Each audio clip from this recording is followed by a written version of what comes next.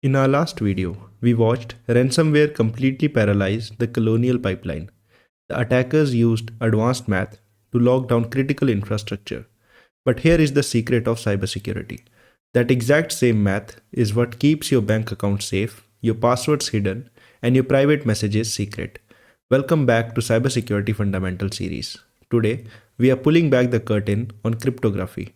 We are breaking down encryption and hashing. Let's forge the shield. Cryptography is the art of protecting information.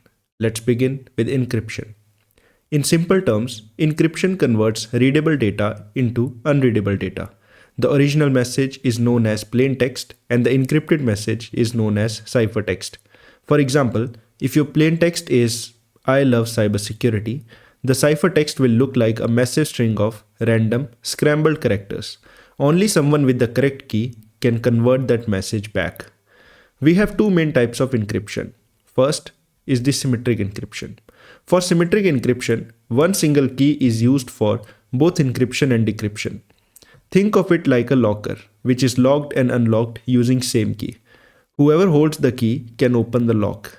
Imagine you wanted to send a secret message to your friend. You will encrypt the message using a key and then send the message. Anyone in the internet, if tries to intercept the message, can't read it since it is encrypted.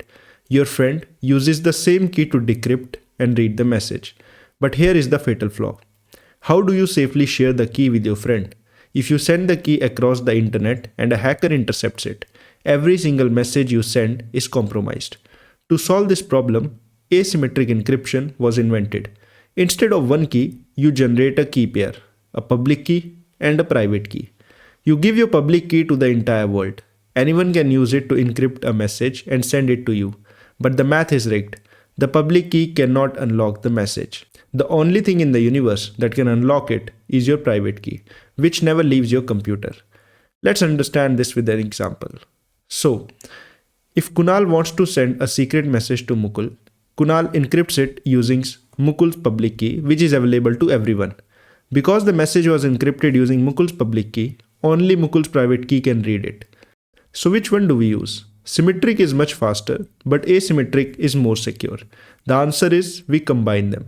If you remember, the problem with the symmetric encryption was that we were having trouble in sharing the key securely. Before sending massive amounts of data back and forth, we used the slow, secure asymmetric encryption just once to securely hand over a temporary symmetric key. Kunal encrypts a temporary symmetric key using Mukul's public key. Mukul decrypts it. Now, a fast symmetric key has been securely shared across a hostile internet without anyone intercepting it. From then on, they switched to symmetric encryption for maximum speed. Let's shift our focus to hashing. Encryption is a two-way street. You lock it and you unlock it. Hashing is a one-way woodchipper. Once a message is hashed, it cannot be reversed. If you have my password 123, it converts into a fixed length string of characters. Even a slight change, like capitalizing the M, produces a completely different hash. So why is this useful? Integrity. When you create an account on a website like Facebook, your password is stored in their database as a hash, not plain text. When you log in, they quickly hash your typed password and compare it to the database. This ensures your password remains safe, even if the server is breached. Or, when you download a critical software update, how do you know a hacker didn't secretly inject a rootkit? You check the hash. If the hash on your computer matches the official hash on the vendor's website, the file is pure. If the hashes differ, the file was tampered with. Hashing for integrity, symmetric for speed, and asymmetric for secure exchange. This is how we protect the data. Today, we did not dive into the hands-on tutorial on the algorithms or various methods of converting data. Neither we talked about the various algorithms like AES, RSA, or hashing functions like SHA-256. We will do a hands-on technical tutorial for those in a dedicated video later. Like, share, and subscribe to secure your feed, and I'll see you in the next one. Keep defending.